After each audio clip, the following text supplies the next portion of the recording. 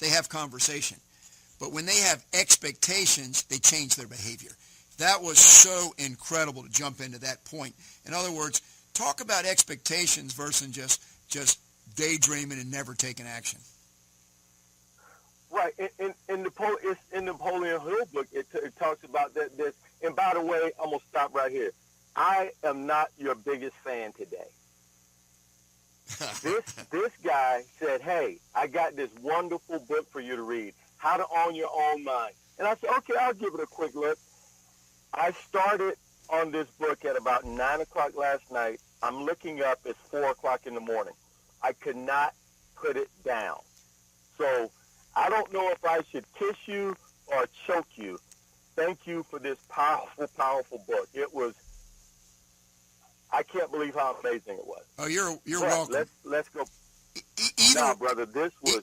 Either one will make me happy, so that's good for you. So, hey, Lefford, on the subject of expectation, though, just a quick take on that is that, it's a Napoleon Hill thing, too. Don Green says it all the time. People that want something, it's that you make a decision to do it. You just take it. You go do it. You don't just talk about it. And you talked about your brother. Lefford, your brother that went for 20 years after his cancer. Is his name what's your Coleman? Coleman Fate. Coleman. They gave him months to live, and he fought that cancer for over 20 years, I think is what I picked up today. Because you called it, he had an expectant heart. And that's an attitude that we're talking about here, where you take control of your life and you take action. You're positive, you take action. But that was just a beautiful part of the show today. Okay, so let's just... An expectation is when you know. A lot of times we say we want something, we kind of sort of want it, we kind of work for it, we're not all in.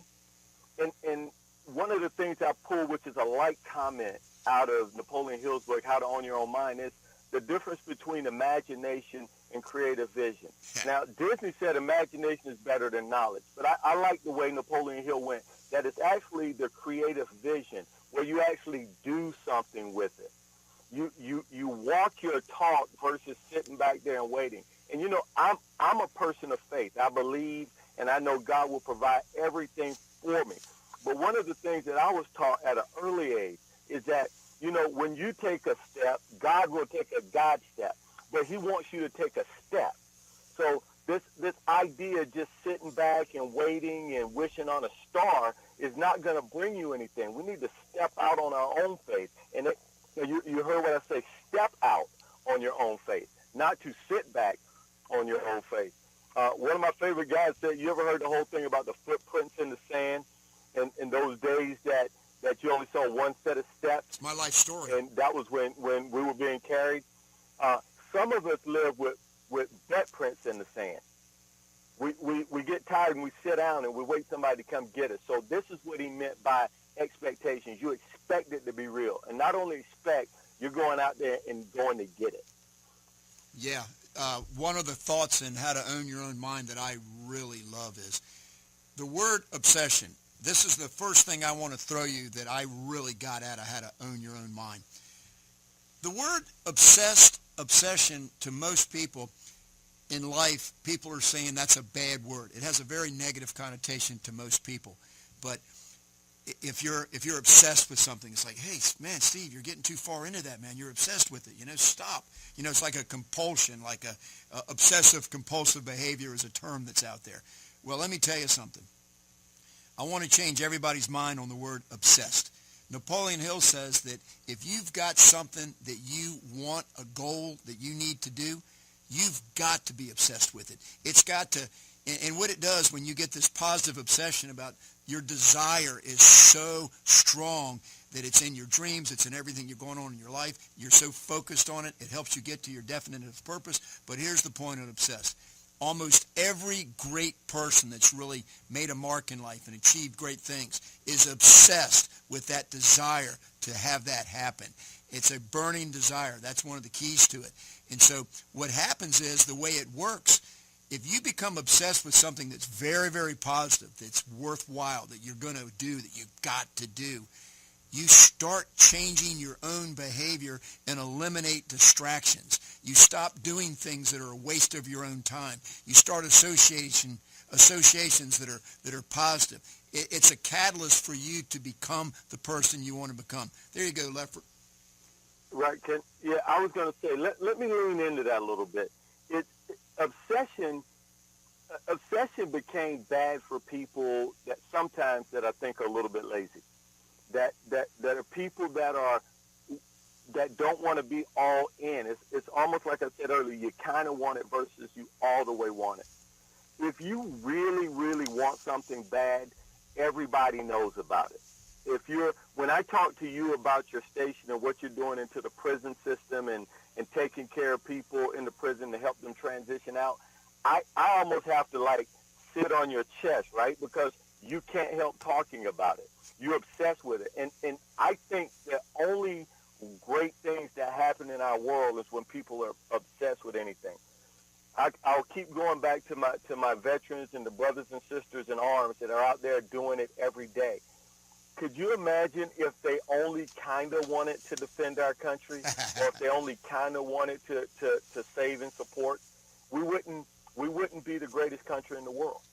So you got to have that burning desire. And there was many times in my life that I didn't have that burning desire, and there were mistakes that I made, and I grew through them. Thank God I grew through that process. But what I'm doing now is I want to talk to people and put that in front of them and tell them, if you love something, if you're into it, the only way you're going to get it is you got to be obsessed with it. You got to be thinking about it. You don't need an alarm clock. You're going to jump up out of bed and go get it. That is when you're going to achieve your dreams.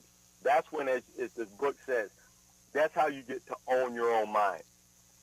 Wow. And wow. And on that, it's just a powerful thought, man. It's just powerful, and I hope more people could have that feeling. Lefford, while you're talking about sitting on my chest when I go in prisons, I want to show the people that are be able to view this through the live stream. Lefford introduced me to Nina Staley, like an assistant commissioner in South Carolina prisons, and through her I got introduced to Chaplain Brown, and then he introduced me to a couple other chaplains. And I want to hold this up. I've gone now, by the time this show airs, I'm actually going to be going next week, though. We don't get into the timeline here. But this is my workbook that I take into the prisons, and I am so honored to be able to hold this up and show you that I got approved as a statewide volunteer to go into the South Carolina Department of Corrections, and I got two prisons that I'm getting ready to go to that I was invited. Camille Griffin Graham Correctional Institute. I'm going to be there at 9 o'clock on next Thursday morning. And then the other one is Manning Reentry Work Release Center. And it's because of Lefford that I got there. When you know somebody that's recognized as a very, very good person, then you get invited to places. Lefford, I wrote down 3 things about the Air Force. You're an Air Force veteran, and you're proud of that, I know, and you have every reason to be. There you go.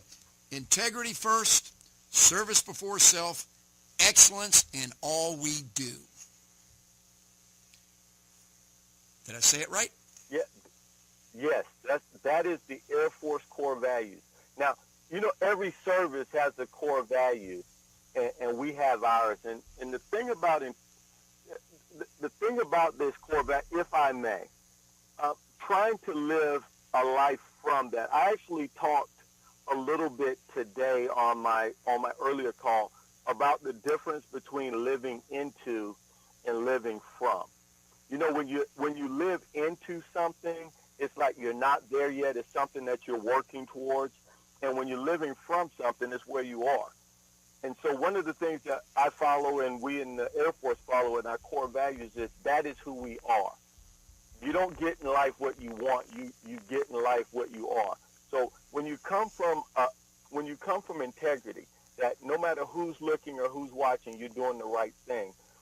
That is where you live from to when you're owning your own mind. And ladies and gentlemen on the line that are not military veterans and military people, these are the people that are defending you every day. This is their mindset. Integrity first. You're always doing the best, the right thing, no matter who's watching. Service before self, which is primarily to serve and to do more for the next person than you do for yourself.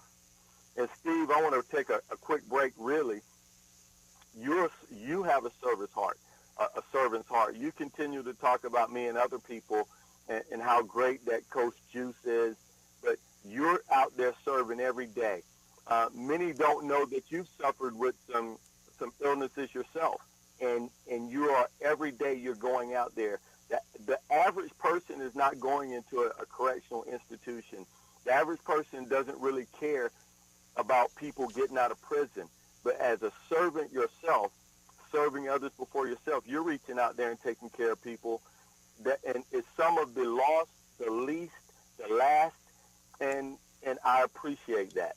That's a servant's heart. And finally, excellence in all we do. Everything you do, do it the best that you can. And a friend of mine named Paul Martinelli, he actually threw an extra little curve on it. He says, instead of saying you did your best, that'll last for a day, but what are you doing today to be better tomorrow? So don't get caught up in doing your best. Get caught up in doing your best while this is your best, but what are you doing to be better tomorrow so you can even do more? Oh, that's very nice. So, yeah, that's our core value, and I'm proud to try to live into it. Because, we don't always get it right. Sometimes we mess up. But every day, when you put that as your North Star, that'll move you towards your greatness. Wow. Well, I hope people are listening to that. Go back and rewind it and listen to it again. Let me just say something before we get too much further. I've got a lot of scripture here that I wanted to just bring in, and sometimes I just hit people with like 6 or 7 different verses without any commentary, and I'm going to do that right now. This is a definition this is a scripture that just talks about Jesus as a servant. This is Mark chapter 10, 45. For even the Son of Man came not to be served, but to serve, and to give his life as a ransom for many. That's pretty much the foundation of what we're all here trying to do. I have to tell you that right now. Here's one for the military. I got a whole list of, I Googled scripture for serving, and then it came up military. How about this one? Ephesians 6:11. Put on the full armor of God so that you will be able to stand firm against the schemes of the devil. John 15:13. Greater love has no one than this, that one lay down his life for his friends. I'm going to repeat that one because today's Veterans Day, and this is as good as I came across for honoring and thanking our veterans that have given their lives and served our country the way they did for our freedom. John 15:13. Greater love has no one than this, that one lay down his life for his friends. Lefford, thank you again for your service, and every veteran that's out there, thank you. Here's a good psalm, Psalm 144:1-2. Blessed be the Lord, my rock, who trains my hands for war and my fingers for battle, my loving kindness and my fortress, my stronghold and my deliverer, my shield and he in whom I take refuge, who subdues my people under me. These are just absolutely wonderful. Ecclesiastes 3, chapter 3, verse 8. A time to love and a time to hate, a time for war and a time for peace. I'm sorry that we live in a world where there's violence and war and all of those things that are like that, but that's what it is. We have to